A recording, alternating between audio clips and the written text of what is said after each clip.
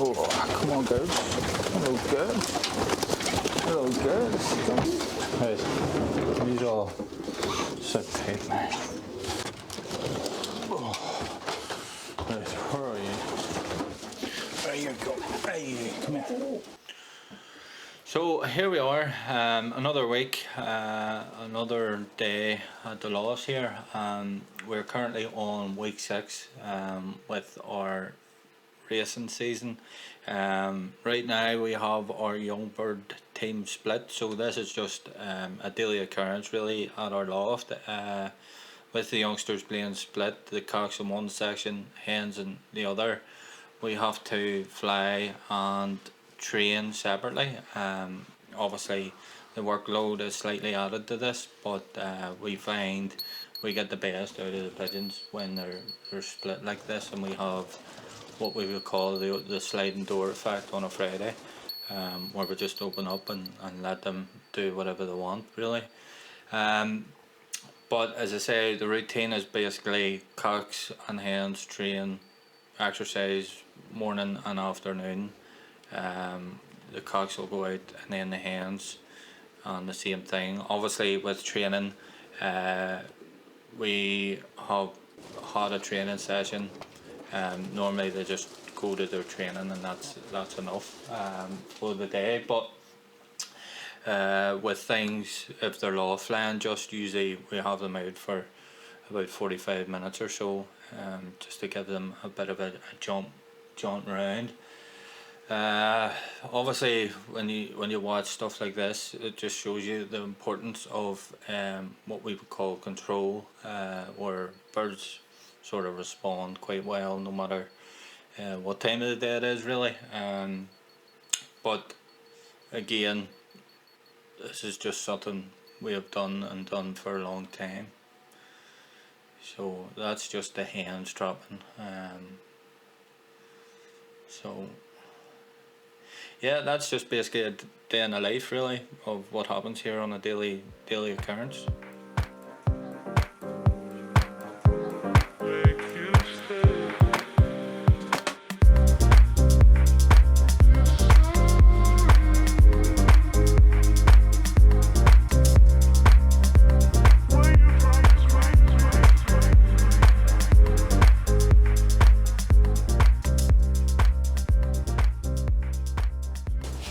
So here we go, another week again. It's just mental where time's going, to be honest.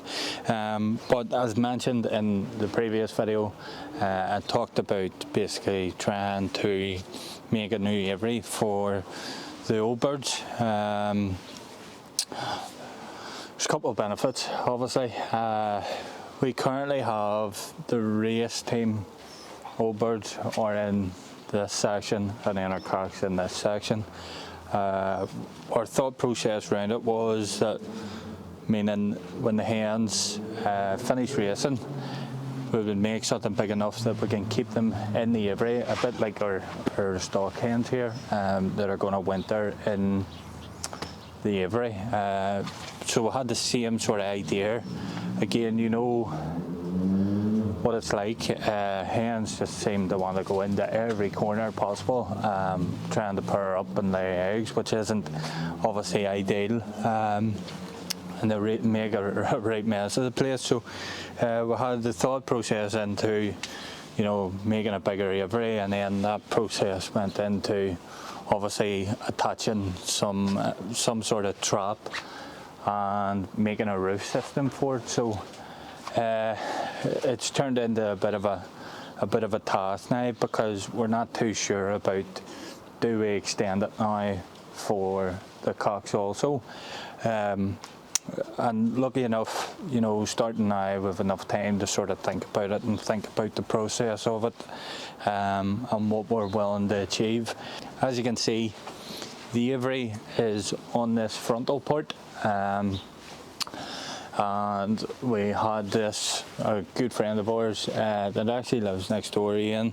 Our club secretary is like Aladdin's cave when it comes to tools and equipment and everything he has. So thanks very much, Ian, for giving us a hand with this project at the minute. But yeah, we have this aviary that's going to be set in place. Again, this will probably sit in a way that we can have a drop down here, so the pigeons can land on it and go through, and then we'll have a bigger sort of hole there for the hens to get in and out of the shed.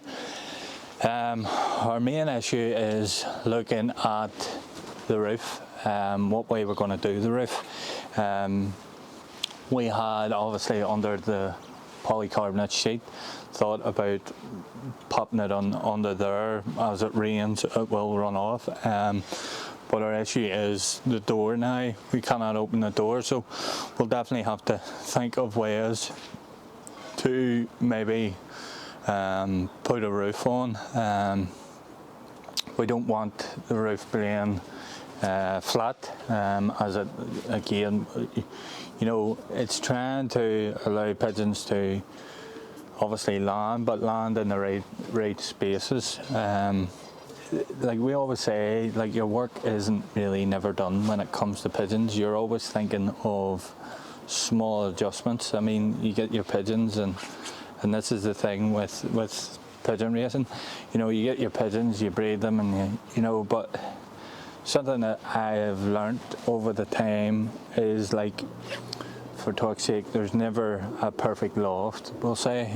You think you're roughly there, and then there's something else you start thinking of. So there's always just wee minor things to look at, minor things to adjust slightly. Would it work better? And I think that's how you try and progress within your racing.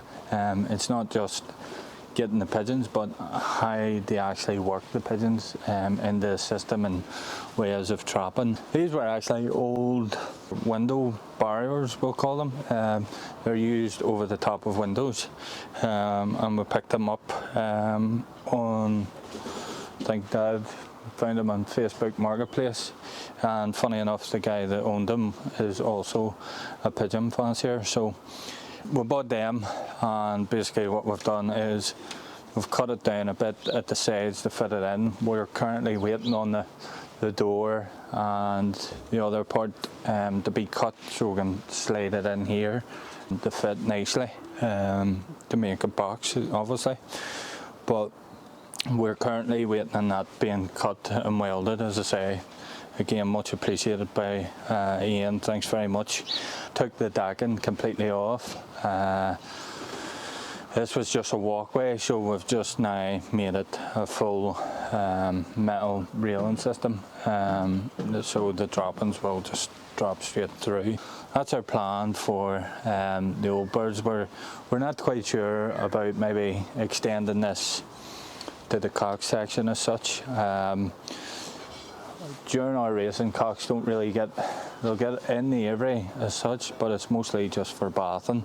Like to try and keep wet-hood cocks sort of calm, and the cocks don't really utilise the aviary as much until the off season. And to be honest, cocks sort of get a bit productive over the boxes anyway, so majority of times cocks will sit in the loft. Just the odd time when the sun's shining, they will come out and lie in it. So we're not quite sure whether we're going to try and maybe extend it to the cock section, because if you notice, we had the base below this which would have housed the widowhood hens. So again, you change one thing, you've got another thing to worry about. So they're all wee small minor adjustments, but they obviously work in an overall picture of things when it comes to pigeons. So yeah, that's currently where we're at with this. We're just on our way for a bit of a jaunt here with the pigeons. Normally this year has been very different. Very different in terms of the way we've been doing things, just due to how quick the races have been.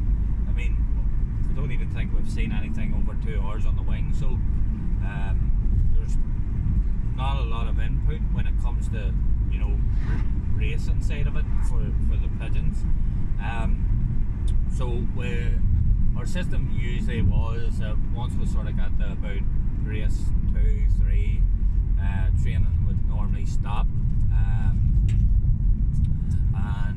the regime of sort of just law flying would be in place then, and it would law fly twice a day. But as I say, this year, because of how quick races have been, etc., we've been adding training sessions in.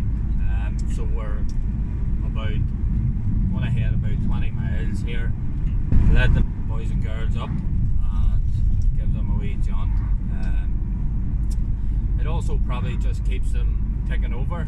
I know maybe folks prefer training than they do the law flying. I'm not, I suppose it's a debate within itself. But sure, let me know what you tend to do. Is it something you have in place? Do you constantly train, or is it a case you just write off?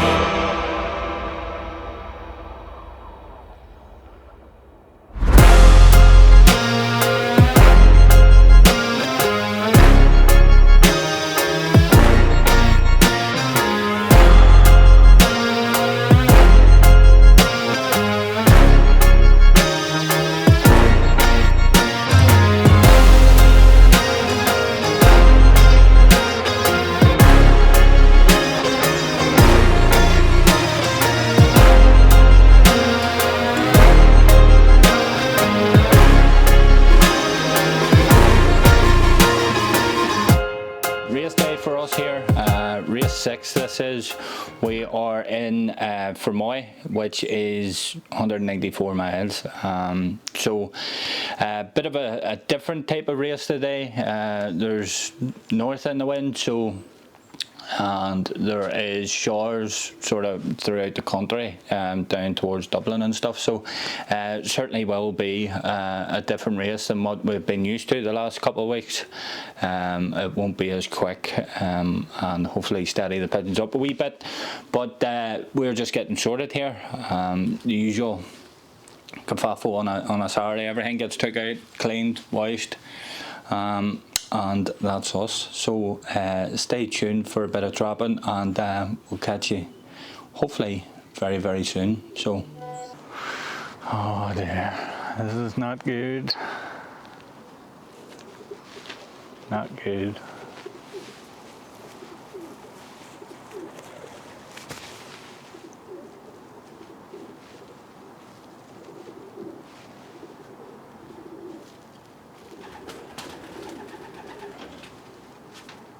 There's been off that sort of pace, and then it starts going into oh shit mode. What is going on? You sure we went to Fermoy and not Pigeons or something? Huh?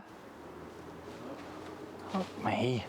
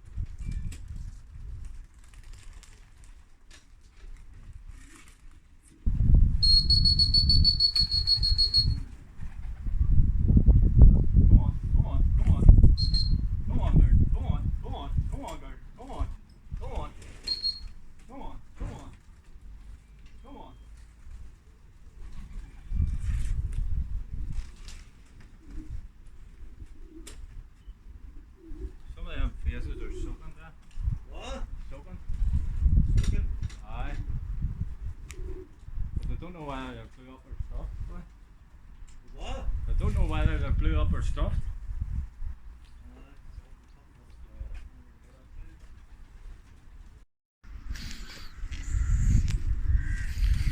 One, two, three, four. Next morning, sorry, there's five pigeons the next morning. Unbelievable. Alright, son, come on, son. So here we are, the day after the race, and as you can see, we had a few birds return this morning. Yesterday, you know, going by our own standards, wasn't great.